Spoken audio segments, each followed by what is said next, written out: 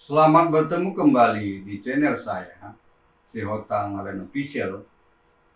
Di sini saya mau membahas mengenai pencegahan dan pemberantasan mafia tanah sebagai jalan keluar penegakan hukum bidang pertanahan yang sangat sulit diperoleh secara konvensional, ya. Namun sebelumnya silakan subscribe, like, bunyikan lonceng dan share video ini untuk mendukung berkembangnya channel ini. Oke? Baiklah, saya awali dengan menjelaskan bahwa tanah adalah merupakan aset ataupun kebutuhan yang vital, bahkan mutlak bagi kehidupan di bumi, ya. Dimana bagi manusia sebagai tempat bertani, ya, tempat mendirikan rumah, tempat tinggal, atau tempat penguburan setelah meninggal dunia, tempat ibadah dan lain-lain, ya. Bagi pengusaha, bahwa tanah sebagai tempat mendirikan pabrik, tempat membangun kantor perusahaan, tempat membangun mall, hotel, gedung, aula, serbaguna, apartemen, ruko, atau rumah toko, atau rukan, atau rumah kantor, tempat membangun perkebunan besar, dan lain-lain sebagainya, ya. Bagi pemerintah, tanah sebagai tempat membangun kantor pemerintah, rumah dinas, lapangan upacara, tempat membuat dan membangun sarana dan prasarana kepentingan umum, dan lain-lainnya. Bahkan tanah bagi suatu masyarakat tertentu, ya, adalah mempunyai nilai magis religius, ya, di mana tanah dinilai dan berkaitan dengan kepercayaan dan atau sifatnya ada hubungan batin antara manusia dengan tanahnya. Begitu juga tanpa tanah atau wilayah, negara atau pemerintah tidak mungkin ada, ya, kecuali PLO, ya, atau Palestina Liberation Organization, atau Organisasi Pembebasan Palestina, yang meskipun belum punya tanah atau wilayah atau masih diperjuangkan, akan tetapi diakui UNO atau United Nation Organization atau PBB, Perserikatan Bangsa-Bangsa, sebagai suatu negara ataupun subjek hukum internasional, ya. Sebaliknya, ya, manusia itu bertambah terus, ya. Pembangunan meningkat terus, ya. Dan sebaliknya tanah jumlahnya tetap atau tidak bertambah, ya. Artinya apa? Artinya tanah yang sifatnya mutlak itu perlu perlakuan khusus yang maha serius, ya, dalam pengelolaan dan penanganannya. Bahkan harus menjadi prioritas, ya, dalam pengaturan dan penanganannya oleh negara atau pemerintah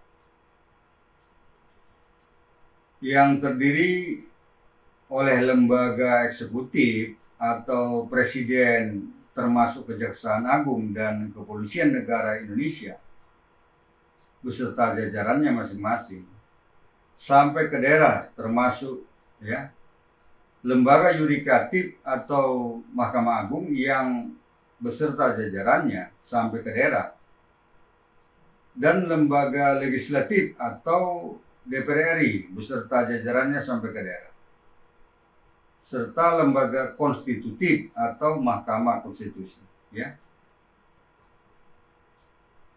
Sementara dari sejak lama, ya, dan sudah menjadi rahasia umum yang tidak terbantahkan sama sekali, seperti juga telah diungkapkan oleh Bapak Profesor Dr. Mahfud MD, SH, SU, MIP, yaitu Menko Polhukam, pada rapat koordinasi Saber Pungli, ya, di Jakarta tanggal 15 Desember 2021. Dan pada banyak kesempatan lain bahwa ada mafia hukum, ya, termasuk di dalamnya mafia peradilan dan lain-lain yang bermain dalam industri hukum di Indonesia, ya. Artinya apa? Hukum sebagai bahan mentah kemudian diolah dan dipermainkan, begitu kata beliau.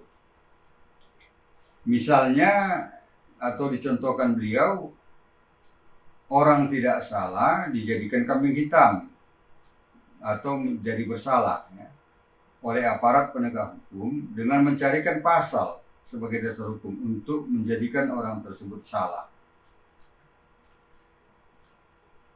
Orang yang salah dicarikan pasalnya oleh aparat penegak hukum sehingga orang tersebut bebas atau tidak bersalah, ya.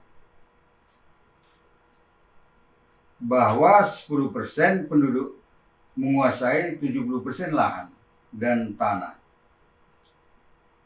Maksud kami lahan atau tanah. Dengan membuat proses-proses yang secara sah, yang secara hukum formal sah, dan yang 10% lahan atau tanah secara berputar dikuasai oleh 90% penduduk. Beliau katakan lagi bahwa ada terjadi kasus Indonesia Timur, ya, di mana tanah yang sudah diserahkan secara adat yang sah oleh masyarakat adat kepada pemerintah daerah setempat, tetapi dibagi-bagi kepada perorangan, ya, oleh oknum, ya. Lalu Pemda setempat menggugat ke pengadilan, akan tetapi Pemda setempat kalah, ya, hanya karena alasan atau disebabkan atau berdasarkan pertimbangan bahwa tanah diserahkan oleh masyarakat kepada Pemda setempat tersebut belum didaftarkan atau belum dibukukan oleh Pemda setempat dalam buku atau daftar aset Pemda setempat, sehingga dinyatakan hakim dalam pertimbangannya belum jadi milik pemerintah setempat, ya. Sementara perorangan yang memperoleh pembagian tanah telah memperoleh sertifikat tanah dari kantor pertanahan kantor pertanahan setempat, ya, berdasarkan proses dan persyaratan yang secara formal sah. Kemudian beliau juga menyebutkan bahwa dalam industri hukum yang melahirkan mafia hukum di dalamnya terlibat bermain dan atau bekerja sama oknum jaksa, oknum polisi, oknum pengacara, dan oknum hakim, ya. Itu betapa dasarnya persoalan ini, ya. Kemudian beliau juga mengatakan bahwa ketika membentuk undang-undang, mafia hukum membayar kepada oknum DPR RI, sehingga banyak undang-undang yang dibatalkan oleh Mahkamah Konstitusi. Kemudian beliau juga menyebutkan bahwa terjadi pungli-pungli dalam pelayanan di birokrasi, ya. Selanjutnya Bapak Mahfud MD juga menyebut bahwa semua hal di atas tadi terjadi karena oknum yang terlibat dalam mafia hukum, di samping tidak takut kepada sanksi hukum, juga tidak takut kepada sanksi moral, ya. Dan untuk bisa mengatasi masalah mafia hukum tersebut, kata beliau, atau menurut Mahfud MD, kebijakannya ada pada Bapak Presiden, ya, untuk mengaturnya.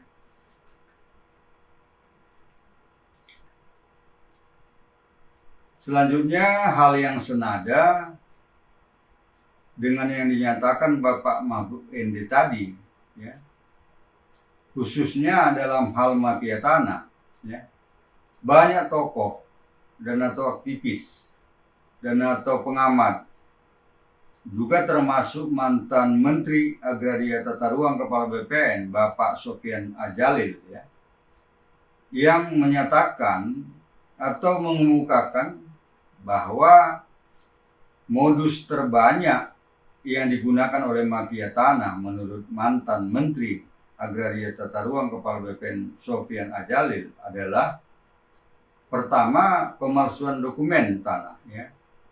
Kedua, kejahatan korporasi seperti kejahatan penggelapan atau penipuan.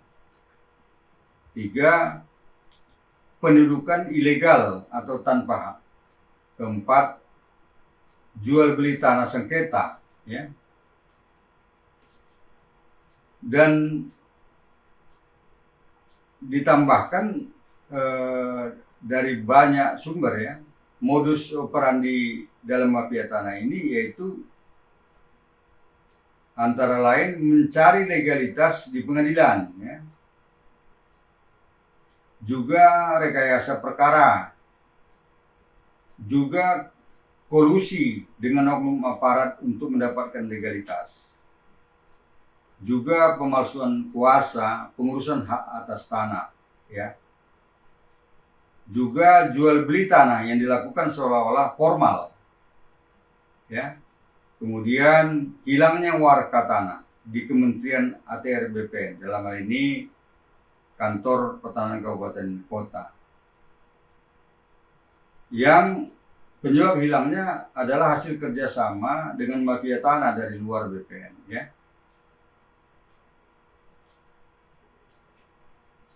Sekarang menurut saya sendiri, ya, bahwa modus operandi yang digunakan mafia tanah adalah melibatkan aparat oknum desa ataupun kelurahan, ya,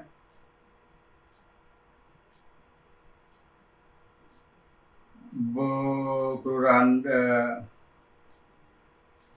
atau memalsukan dan atau menyembunyikan atau memusnahkan buku atau dokumen yang berisi catatan-catatan administrasi mengenai atau menyangkut tanah di desa atau kelurahannya.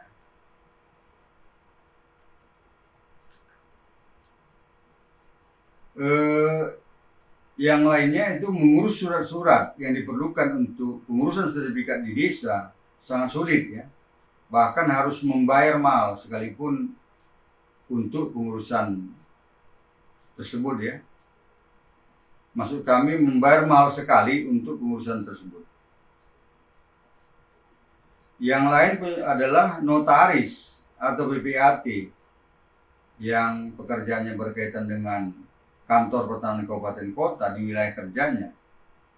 Bahkan dapat dikatakan bahwa notaris BPAT banyak memperoleh rezeki dari pekerjaannya yang berkaitan dengan tanah.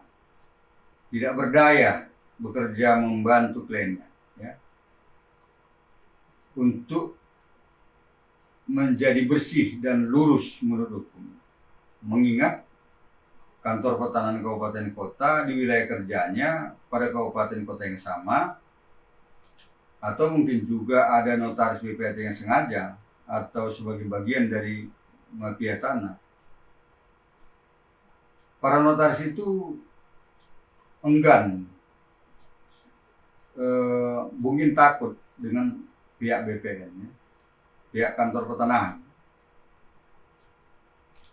Kemudian yang lain, bahwa oknum Kantor Pertanahan Kabupaten Kota yang terlibat dengan jaringan mafia tanah dan pada umumnya banyak yang tidak takut kepada sanksi moral atau sanksi agama di akhirat. Dan sering terjadi warga pertanahan hilang, ya, atau tidak ditemukan lagi, atau dihilangkan meskipun sebenarnya bukan karena rusak, ya, misalnya dimakan rayap. Itu sengaja dihilangkan, disembunyikan, dimusnahkan, ya. Itu sudah menjadi rahasia umum. Kemudian yang lain, pihak Kantor Pertanahan Kabupaten Kota kurang profesional dalam penelitian aspek yuridis dan aspek fisik. Dalam hal ini pengukuran, ya, yang selalu bergantung penuh pada surat-surat persyaratan yang diperlukan dalam pengurusan sertifikat tanah dan tanda tangan kepala desa atau lurah pada dokumen pengukuran bidang tanah. Atau dapat dikatakan sangat berlindung pada surat-surat dan atau tanda tangan kepala desa atau lurah dimaksud ya. Dan banyak lagi dan lain sebagainya ya.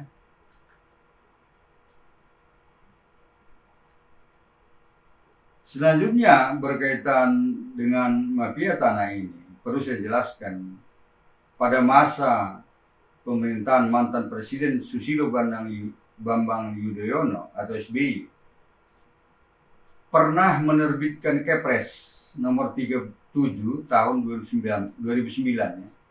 Kepres 37 tahun 2009 tentang Satgas Pemberantasan Mafia Hukum ya. Tentunya di sini termasuk di dalamnya pemberantasan mafia tanah ya. Kepres mana mulai berlaku tanggal 30 September 2009 ya.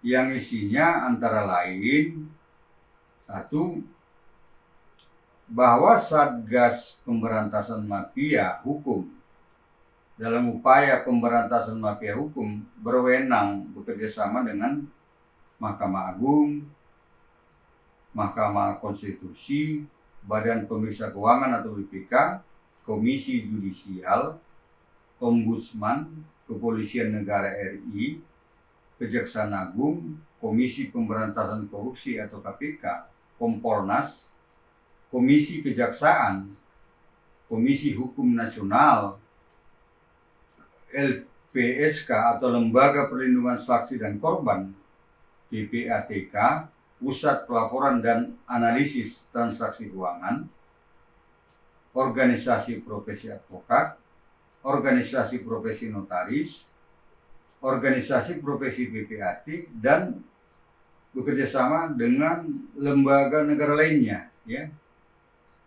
Dua isi dari Kepres itu, Satgas Pemberantasan Mafia Hukum dalam upaya pemberantasan mafia hukum juga berwenang melakukan penelaahan dan penelitian serta melakukan hal-hal lain yang dianggap perlu guna memperoleh segala informasi yang dianggap perlu atau diperlukan dari semua instansi pemerintah pusat maupun instansi pemerintah daerah, ya. Dari semua BUMN atau BUMD serta dari semua pihak-pihak lainnya. Ya. Kepres ini secara substansi ya sangat baik, luar biasa. Tetapi sayang, Satgas dalam Kepres ini hanya berlaku 2 tahun saja dengan kemungkinan dapat diperpanjang ya, apabila diperlukan.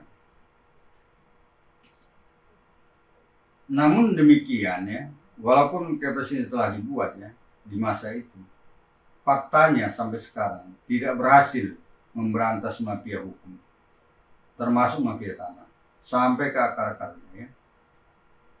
Sebagaimana diharapkan waktu itu. Terbukti hingga saat ini ya, mafia tanah ini tumbuh subur di Indonesia. Ya.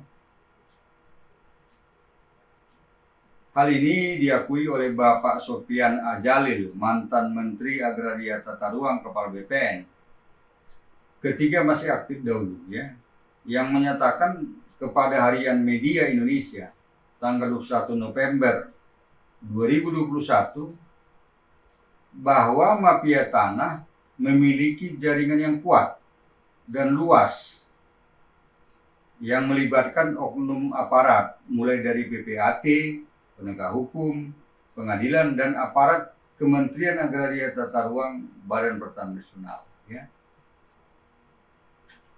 Pada masa Menteri Agraria Tata Ruang Kepala BPN dijabat oleh Bapak Sofyan Adjalil, telah dibentuk tim pencegahan dan pemberantasan mafia tanah atau tim PPMT yang beranggotakan Kementerian Agraria Tata Ruang Badan Pertanahan Nasional, juga Polri,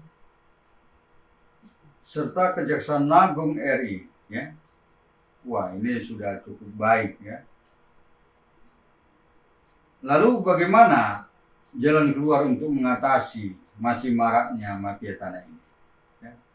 Ini pertanyaan besar yang harus dijawab. Mengenai ini banyak para tokoh ya, pengamat dan aktivis, para ahli hukum memberi solusi bahwa dalam pemberantasan mafia tanah dengan melakukan antara lain satu, menindak tegas para pelaku mafia tanah, baik sanksi pidana maupun sanksi administratif seperti pemecatan aparat yang terlibat. Dua, pencabutan izin bagi notaris PPAT. Tiga, meningkatkan integritas aparat yang berkaitan dengan moral yang bersih dan jujur.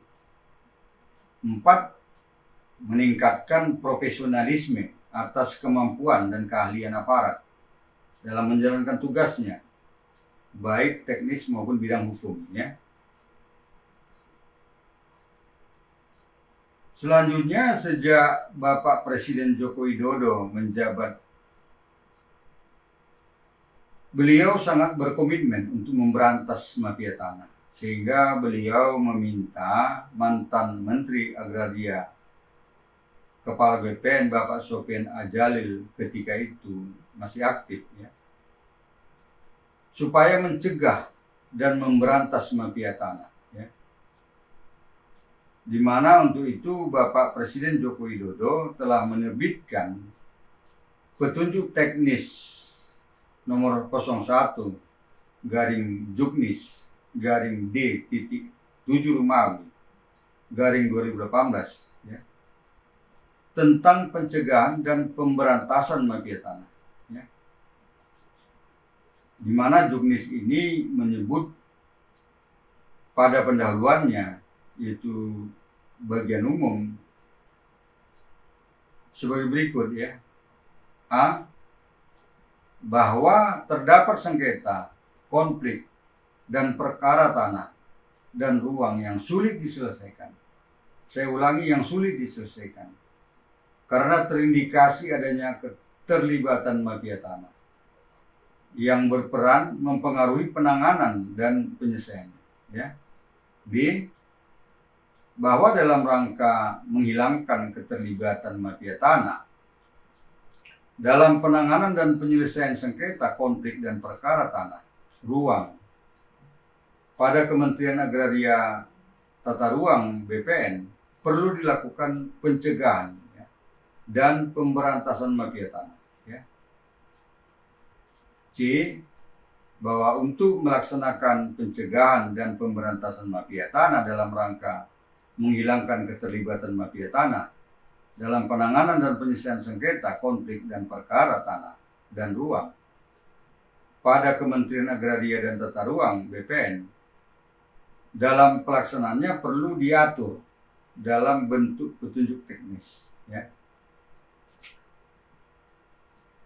Berikut pada pendahuluan bagian dasar ya, disebutkan antara lain landasan yuridisnya adalah satu, Peraturan Menteri Agraria Tata Ruang Kepala BPN nomor 11 tahun 2016 tentang penyelesaian kasus pertanahan. Yang ini saat ini sudah diganti ya, atau dicabut dengan Peraturan Menteri Agraria Tata Ruang Kepala BPN nomor 21 tahun 2020 tentang penanganan dan penyelesaian kasus pertanahan yang mulai berlaku tanggal 23 November 2020. Dua, disebutkan nota kesepahaman landasan ya. Dua, disebutkan landasan yuridisnya adalah nota kesepahaman antara Kementerian Agraria Tata Ruang Badan Pertanahan Nasional dengan Kepolisian Negara Republik Indonesia tanggal 17 Maret 2017 nomor 3 garing SKB garing 3 Romawi garing 2017 dan nomor B.26 garing 3 Romawi garing 2017 tentang kerjasama di bidang agraria dan pertanahan dan tata ruang. Ya. 3, disebut landasan yuridisnya pedoman kerja antara Kementerian Agraria Tata Ruang BPN dengan Kepolisian Negara RI tanggal 12 Juni 2017 nomor 26 garing SKB garis datar 900 garing 6 Romawi garing 2017 dan nomor 29 garing 6 Romawi garing 2017 tentang kerjasama di bidang agraria, garing pertanahan dan tata ruang. Ya. Namun demikian, ya, kenyataannya pada masa mantan Menteri Agraria Tata Ruang Kepala BPN Sofyan Adjalil bahwa faktanya menurut Presiden Joko Widodo bahwa pencegahan dan pemberantasan mafia tanah masih belum berhasil dicapai secara signifikan, sehingga Bapak Presiden Joko Widodo mengganti Menteri Agraria Tata Ruang Kepala BPN untuk dijabat oleh Bapak Hadi Cahyanto, mantan Panglima TNI, dengan salah satu penekanan khusus dari Presiden agar Bapak Hadi Cahyanto segera mencegah dan memberantas mafia tanah yang masih tumbuh subur secara tuntas. Hal ini direspon oleh Bapak Hadi Cahyanto diawali mulai ketika menjabat sebagai Menteri Agraria Tata Ruang Kepala BPN. Beliau sangat konsen pada harapan Presiden Joko Widodo tersebut untuk mencegah dan memberantas mafia tanah tersebut, ya. Sehingga untuk itu beliau langsung berkoordinasi dengan Kepolisian RI, Kejaksaan Agung, ya. Dan bekerjasama dengan pihak-pihak tersebut, ya, dengan kepolisian, pemerintah daerah, kejaksaan untuk melakukan operasi terhadap mafia tanah. Beliau atau Hadi Cahyanto mengatakan berikutnya, ya, bahwa pemberantasan mafia tanah dapat berjalan dengan baik dengan memperkuat 4 pilar, ya, yaitu Kementerian Agraria Tata Ruang BPN, aparat penegak hukum, badan peradilan, dan pemerintah daerah yang harus berjalan bersama-sama. Disebutkan beliau juga bahwa Kementerian Agraria Tata Ruang BPN bersinergi dengan Polri dan Kejaksaan Agung RI dengan membentuk tim Satuan Tugas Pencegahan dan Pemberantasan Kejahatan Pertanahan, baik di tingkat Kementerian Agraria Tata Ruang BPN maupun di kantor wilayah BPN Provinsi. Pengaduan mafia tanah dapat dilaporkan pada website Kementerian Agraria Tata Ruang Badan Pertanahan Nasional www.lapor.go.id, ya. Berkaitan dengan mafia tanah ini, di Kepolisian Negara RI ada dibentuk Satgas Mafia Tanah juga, ya. Kemudian begitu juga di Kejaksaan Agung dan jajarannya, di Kejati dan Kejari termasuknya, berdasarkan surat edaran Jaksa Agung nomor 16 tahun 2001 tentang pemberantasan mafia tanah, junto surat perintah tugas Jaksa Agung RI nomor PRIN 8 garing A besar garing JA garing 01 garing 2022 tanggal 17 Januari 2002 tentang tim pemberantasan mafia tanah dengan hotline pengaduan pemberantasan mafia tanah WA 0819 1415 0227. Akhirnya dari semua hal-hal yang telah diuraikan panjang lebar tadi, ya, bahwa dengan adanya Satgas Pencegahan dan Pemberantasan Mafia Tanah ataupun Satgas Anti Mafia Tanah ini bukan hanya menindak pelaku dengan menangkap dan memproses secara pidana para pelaku yang terlibat dalam mafia tanah seperti yang sudah banyak ditangkap belakangan ini. Dan kita lihat ini ya di medsos, YouTube, dan di TV juga. Tetapi juga haruslah benar-benar Satgas Pemberantasan dan Pencegahan Mafia Tanah ini benar-benar merupakan solusi ya, ataupun terobosan di dalam penyelesaian masalah tanah ya, yang melibatkan mafia tanah, sehingga tanahnya dapat kembali haknya kepada korban, yaitu pemilik tanah. Dengan demikian perlindungan hak tanah korban kembali secara singkat ya, dan cepat, meskipun kasus mafia tanah itu terjadi sudah lebih dari 5 tahun yang lalu, bahkan 10 tahun yang lalu ya, bahkan 15 tahun yang lalu.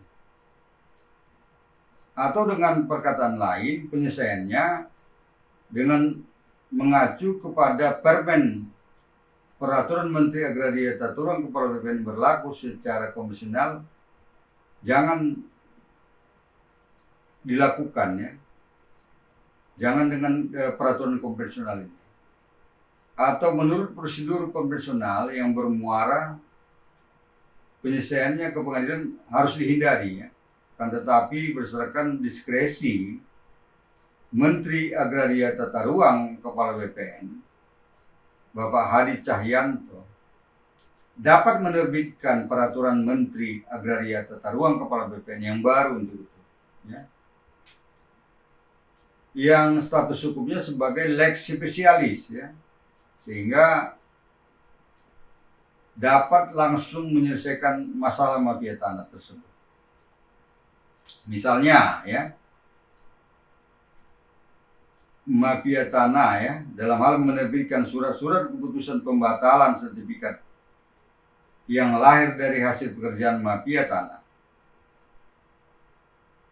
tidak perlu bertele-tele penanganannya lewat jalur normal biasa atau konvensional ya, tanpa menghindar atau takut untuk digugatnya. Tidak perlu ya, tidak perlu takut ya, tidak perlu menghindar dari untuk digugat pihak mafia ke pengadilan dan sebagainya ya, sehingga penyelesaian masalah mafia tanah ini dapat dituntaskan. Untuk supaya lebih tegas ya dan menjadi kuat dasar hukumnya, maka saya sarankan kepada Presiden Republik Indonesia Joko Widodo yang saat ini menjabat ya, perlu segera mengeluarkan Perpu tentang pencegahan dan pemberantasan mafia tanah untuk menyelesaikan masalah tanah yang terindikasi pekerjaan mafia tanah yang banyak sekali di Indonesia ini, di mana dalam Perpu ini diatur juga susunan Satgas Pencegahan dan Pemberantasan Mafia Tanah, yang salah satu tugasnya memberikan rekomendasi kepada Menteri Agraria Tata Ruang Kepala BPN untuk penerbitan keputusan untuk penyelesaian kasus mafia tanah. Unsur dari Satgas itu harus meliputi Kejaksaan Agung RI, Kepolisian RI, dan kemudian bersama DPR RI dan Perpu bersama DPR RI juga harus mendukungnya. Begitu juga Mahkamah Agung. Perpu yang dikeluarkan tadi kemudian disahkan oleh DPR RI yang menjadi undang-undang, sehingga Mahkamah Agung dan jajarannya wajib melaksanakannya. Demikian, semoga bermanfaat. Selanjutnya dipersilahkan membuat komentar dan atau pertanyaan melalui kolom komentar dalam YouTube ini, atau WA 081251240000 atau email harlenssalen@gmail.com, yang nanti pada kesempatan pertama akan saya jawab dan atau saya jadikan materi dalam video saya berikutnya. Sampai jumpa. Terima kasih.